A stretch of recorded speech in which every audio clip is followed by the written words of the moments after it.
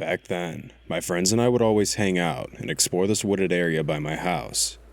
I lived on a 5-acre lot where we had a horse ranch and a farm area. Beyond that, towards the end of my property, there were miles of thickly dense woods. Myself, along with my two best friends, Ronnie and Nick, would often go exploring there on the weekends when we'd hang out. We created our own makeshift path just from constantly walking on it that took us to a little spot that had a circular tree clearing where we'd have fires and occasionally camp. One night, after school, we planned on taking the trail to our spot to camp out overnight. We arrived and began to set up camp just before the sunset. We rounded up some wood and started a campfire just before the woods darkened. After sitting around the fire for a while, Ronnie and Nick started talking about exploring deeper into the woods. At first, I wasn't fully on board with the idea, given that we weren't super familiar with the woods beyond that point at the time, in addition to the possibility of getting lost in the dark. Beyond my better judgment, I gave in and agreed. We left the campsite with our flashlights, leaving the majority of our stuff behind. We walked slowly and cautiously, trying to trudge through the branches and bushes. More time passed, and I started getting a little worried that we'd get lost if we didn't turn back soon. I had a bad feeling in my gut that we were already lost, and I made it clear to Ronnie and Nick that I wanted to turn back. "Come on, man, you'll be fine. Toughen up." Even though every part of me wanted to go back, I didn't, because I'd be splitting up from my friends, and I didn't want to take that risk. I followed behind them as the sounds of crickets and snapping tree branches echoed through the woods. After another half hour or so, Nick started to side with me that we should turn back. Ronnie was against the idea, but Nick and I convinced him, since we clearly weren't finding any new camping spots. We turned around and headed the opposite direction we came from, or so we thought. I was now in the front, leading the way, occasionally taking a small tree branch to the face. More time passed as I started getting more and more worried. I didn't recognize anything from before, but then again, everything around us looked the same. I knew that if I continued straight, we'd eventually find our way back, but the further we walked, the more worried I got. We came up to an area of high grass that looked to form a wall to each side of us as it continued as far as I could see. I turned around to Ronnie and Nick, who had a concerned look on their faces. "I think we're lost," Ronnie said, as we all just stood there, unsure of what to do. Nick spoke up, saying, "I think we'll be fine. The grass probably borders the properties near your house. We can't be that far." Not sure of what to say or do, Nick told us to follow him, and we began walking along the tall, thick grass. As we walked, it looked as if the line of grass was endless, and that bad feeling in my gut was beginning to get worse. "Wait, I found it. Look." Ronnie stopped and pointed to the right of us, where we could see the faint, yet distinct glow of a campfire. We all let out a sigh of relief, realizing that we finally found our campsite. We walked towards it, and finally began to act like ourselves again, making jokes and laughing. However, as we neared the fire, I felt like something was off. I was able to see the fire, but other than that, I didn't see our tents or any of the stuff we brought. I got closer, and the more I did, the better I was able to make it out. This wasn't our campsite. I froze, looking at Ronnie and Nick, who looked just as shocked as I was. "Who else would be camping out here?" Nick said, as I non-verbally replied with a dumbfounded look on my face. Ronnie spoke, saying that we should at least ask them for help. We slowly approached the campsite, saying hello, hoping for a response. There was no reply. As we got closer, I heard a faint static sound coming from inside one of the two tents. I stepped right outside the tents, assuming they were sleeping, trying to wake them up. Again, there was no response, and we all started getting a little creeped out. Ronnie started unzipping the tent where we heard the static noise, and he popped his head in. He pulled himself out and looked at us, saying, "Nobody's in there, but that noise is coming from a radio." I couldn't believe this was happening, and how strange the whole situation seemed to be. As I stood there, looking around into the darkness surrounding us, Ronnie unzipped the second tent and looked in. Instantly, he screamed, as he jumped several feet backwards. "Dude, there's a dead body in there." Those words were the final straw for me, and I instantly took off into the woods, followed by Ronnie and Nick. I had no idea where I was going, but all I wanted to do was get as far away from that campsite as possible. Scratching ourselves up along branches and tripping on twigs until we finally stopped to catch our breath. "What the heck was that? Who else is out here? They couldn't have gone far. The fire was still going."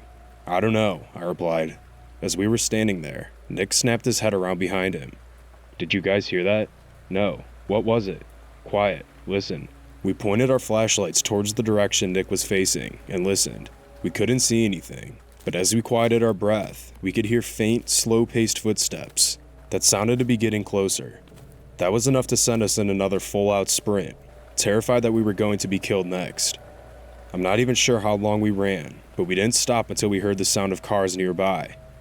We stopped and listened, then adjusted ourselves in the direction of the noise and continued running. Maybe about 20 yards away, we were able to see a road with cars driving by. We hopped over the guardrail and onto the side of the road and recognized that it was a freeway. We walked along the side until we found an exit where we walked to a gas station. I went inside and called my dad, who thankfully picked up. He came and picked us up, and we told him everything that happened. He took us to the police station, where the officers took our information down and told us they'd stay in touch with us. Despite their suspicions of us, we were able to convince them that it wasn't us after proving our whereabouts that night. The case went cold, and the killer was never caught. I still avoid going in those woods today and wonder if the killer is still out there.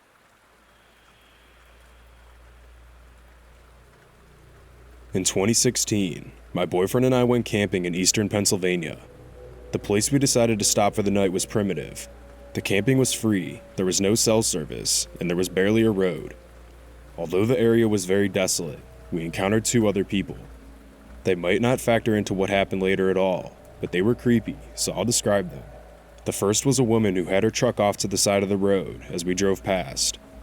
She had the hood open and seemed to be waiting for someone to stop and offer to help. Usually my boyfriend had no problem helping someone in need, but something about her was off-putting. She didn't really seem like she needed help, since people in that situation usually look at you hopefully as you approach. She looked like she just expected we would stop. That's what my boyfriend said anyway, but I didn't really notice anything too strange about her.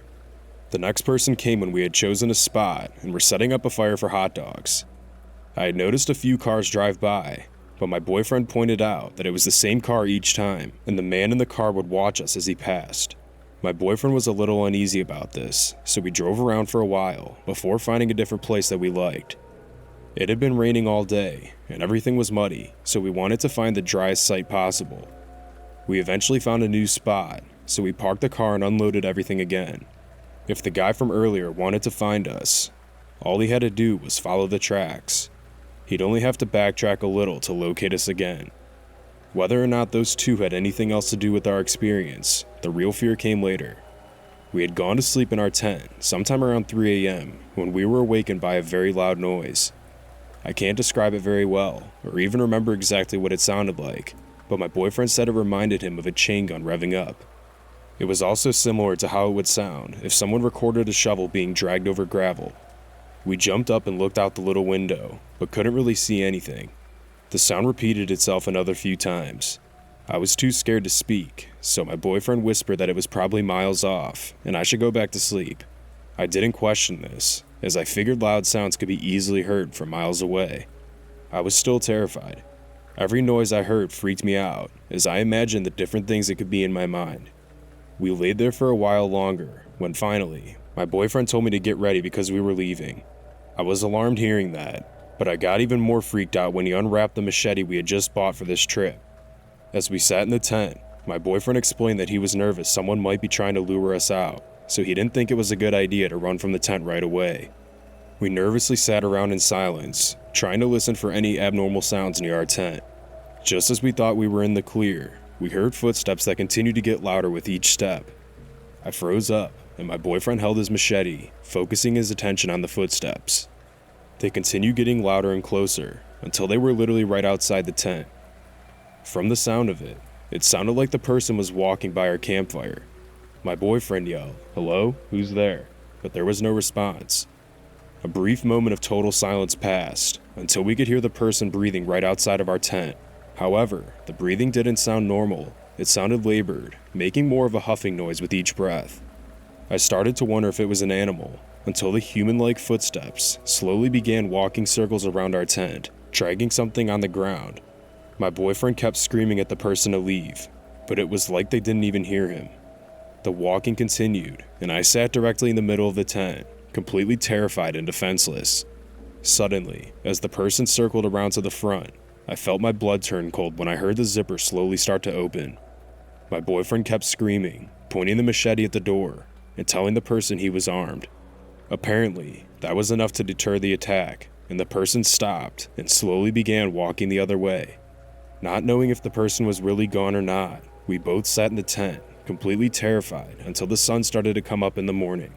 We packed up everything as quickly as possible, then promptly began walking to the car. I looked around for footprints that weren't our own, but despite the sun providing plenty of light, I couldn't really see any. I pointed out something strange that I found to my boyfriend though. There was a beer can by our dead fire that wasn't there before. We didn't even bring beer. As we approached the car, I felt so much relief, but that all changed when my boyfriend walked around to the side of his car. All of the gas had been siphoned out. Thankfully, the car was a hybrid, so it also ran on electricity too. It gave us just enough miles to get to the nearest gas station that was several miles away. Once we got gas, we joked that we should be in a hybrid commercial, giving our testimony to how it saved our lives. For the rest of the trip, we decided we'd stay in a hotel. It was a close call, but I'm glad we were okay in the end.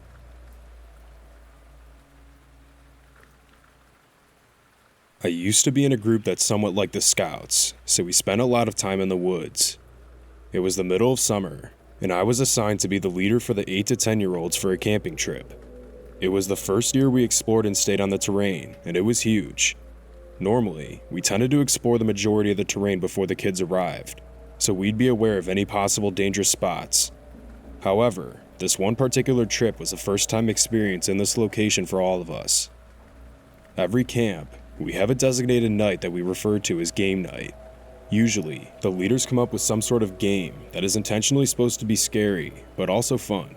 For this particular game, the kids would have to complete several tasks, while the leaders would hide in the woods, dressed up as monsters, near the checkpoints they had to pass through.